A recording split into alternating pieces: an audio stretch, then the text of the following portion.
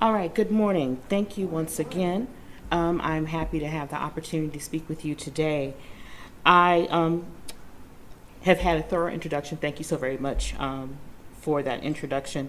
I should have provided you with a couple sentences that was longer than my presentation almost. Um, so, again, I would like to first extend a heartfelt thank you to the coordinating committee for the 2017 Howard University Sesquicentennial James A. Porter Colloquium on African American Art. Thank you for inviting me to speak today. When Dr. Harvey first approached me to actually talk about fashion in the archive, I was particularly excited because I just started a new point in my creative productivity.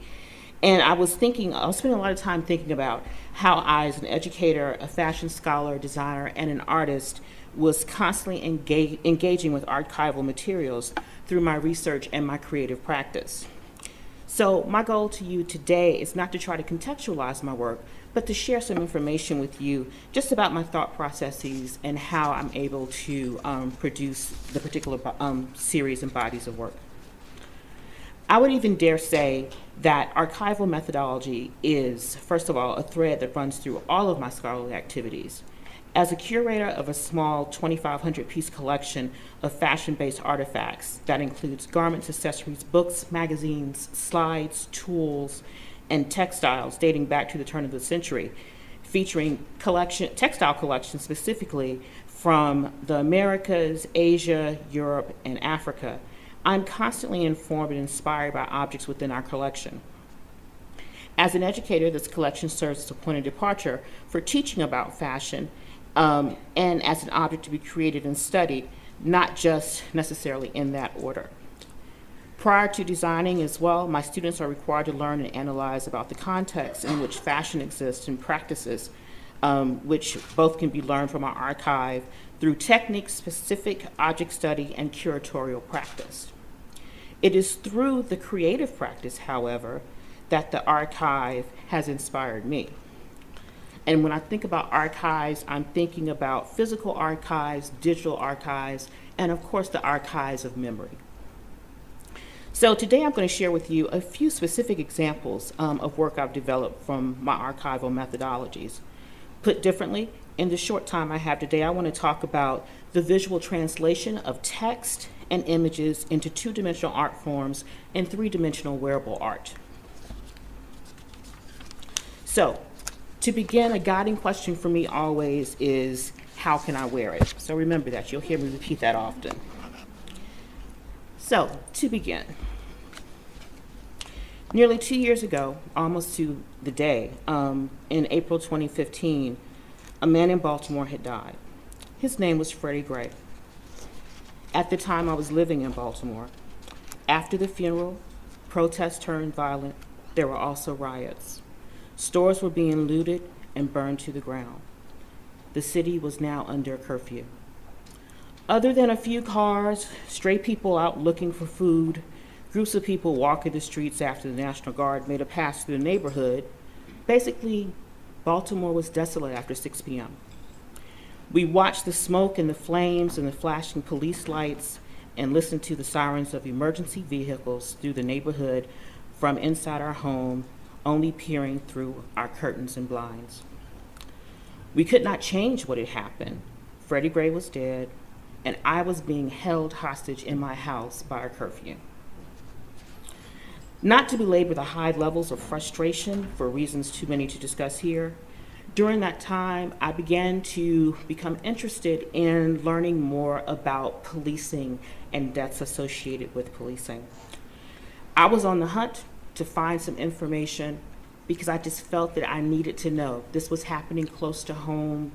This could have been my husband, this could have been my father, this could have been my brother, could have been cousin, friend, colleague. So I had some concerns. Plus I had some time I had to fill.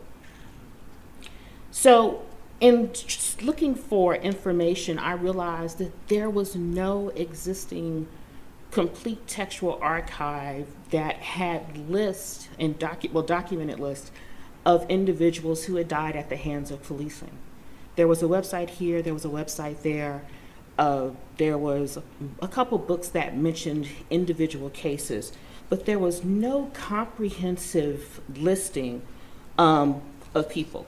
Now, of course, the Washington Times and Washington Post had some sources of information, but not all. So I found an online newspaper archive that was tracking stories about police deaths. Not race specific, but still, I read probably 150 stories that first day. I immersed myself in the literature. After completing several online searches and eventually going out and making a couple visits to a local library to verify information, I began to compile my own list of names. So at that point, I wanted to start with men. The first piece that came out of my story was America the Beautiful. And of course, I was questioning how beautiful America was when we were losing so many black and brown bodies to police violence. This, though, was designed to hang on a wall. A friend of mine who saw it suggested that, oh, I'd like to get that in a t-shirt. But of course, I had bigger questions of how can I wear that? I wasn't interested in doing t-shirt or graphic art. That was not my desire. But I was looking for more nuanced ways that we could wear archival information, textual information that would speak to some of the frustration and pain and suffering and distrust and other feelings that were surfacing in the African American community. So the picture on your right, I started thinking about, because I was working with men, what types of men's garments were available to be worn. And I was thinking about what options you had for displaying messages or communicating angst beyond a t-shirt. And so I embarked upon creating a series of bow ties. These, of course, these two are on display for the faculty show. Perhaps you saw them last night during the reception. They're grouped together, but if you look closely from a distance, they just look like some bow ties.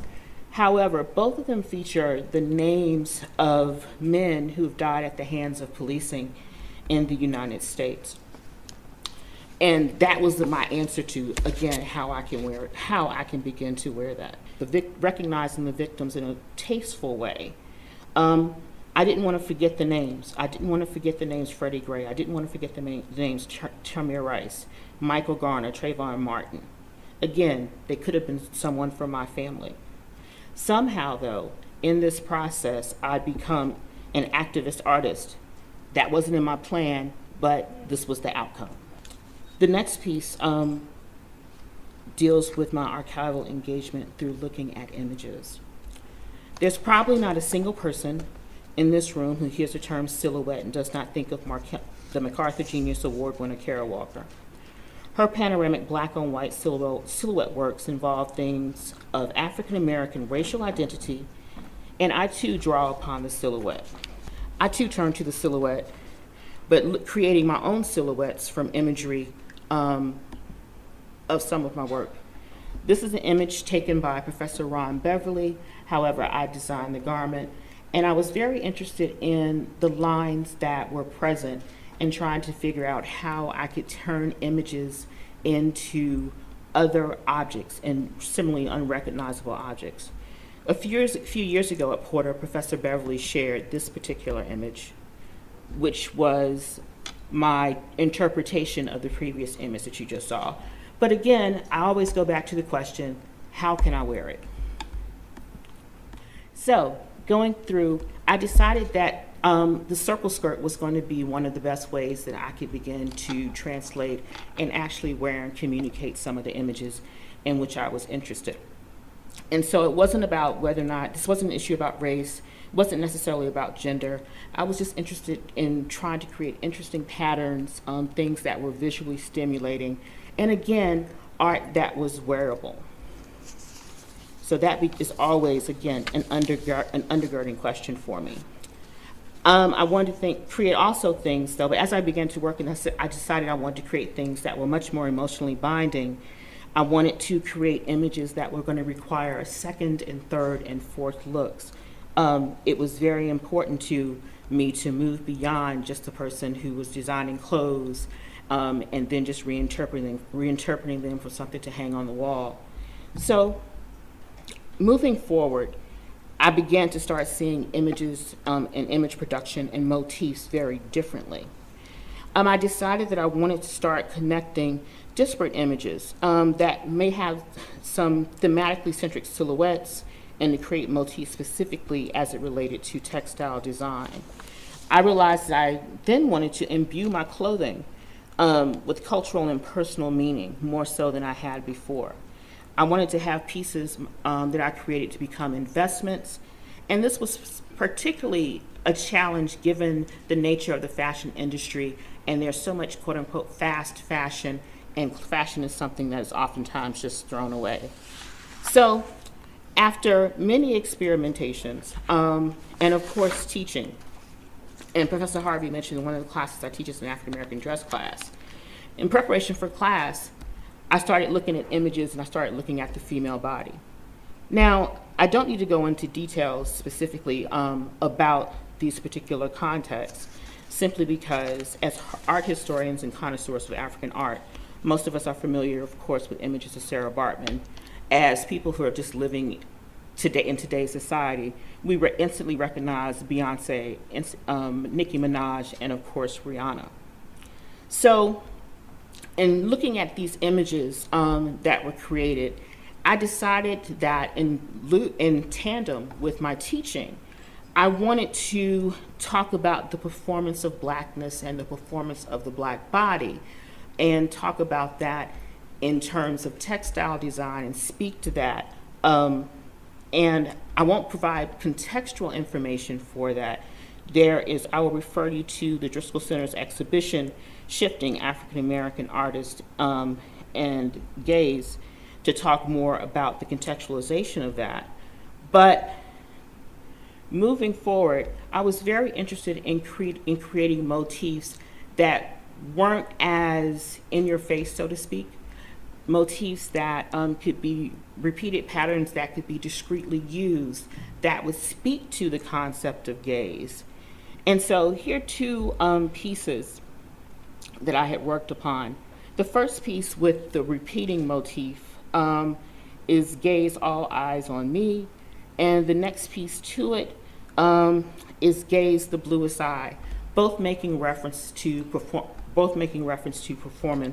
in the African American community, not just of the female body, but performance of the African American culture. Utilizing the images, I'm able also to construct Gaze being the ride, which is taking the silhouettes of these Black performing bodies, as well as the repetition of the mandala, which was crucial. Also from my teaching, I get exposed to a lot of things I know I would not ordinarily see. For example, I asked my students to create a project where they had to identify a product that was African in nature. This was one of the outcomes of that. So you can imagine that the room was all abuzz. Beyonce was there, Rihanna was there, Chris Brown was there, Jamie Foxx was there, Talib Kweli, Sarah Jessica Parker even made the cut for class.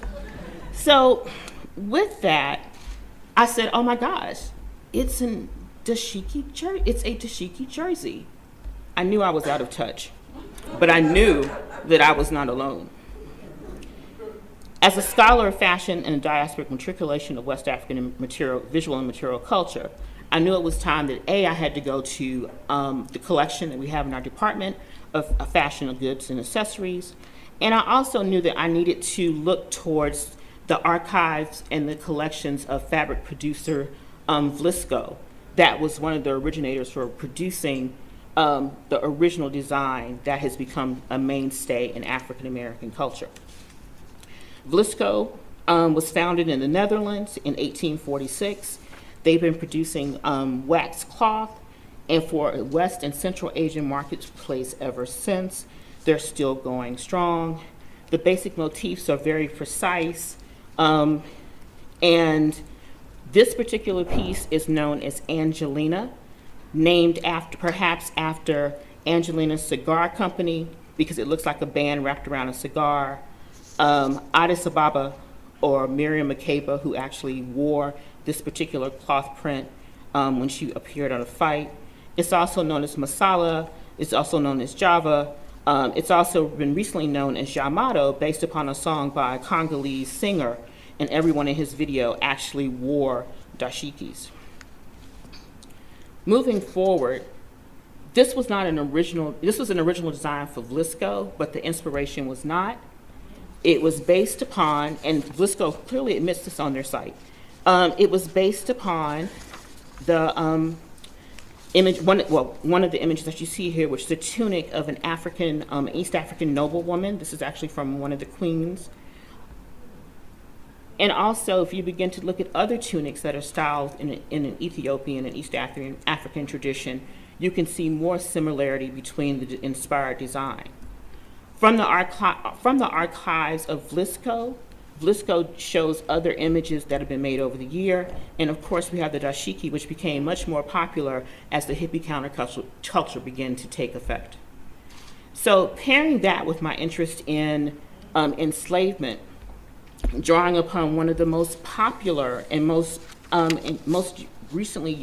used images when we're talking about enslavement, I began a series of work entitled Slave to Fashion.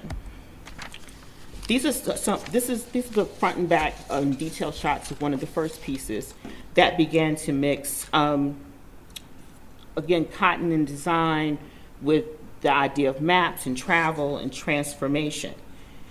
For that, and this was just the beginning, there's several other pieces that are a part of this collection. Most recently is this piece, and this is Angelina Brooks. This is on display as well as in the faculty show. This is typical in the design, but I wanted to deconstruct the Brooks image and combine it with the textile image because I knew that, oh, this is something that's specifically made to wear.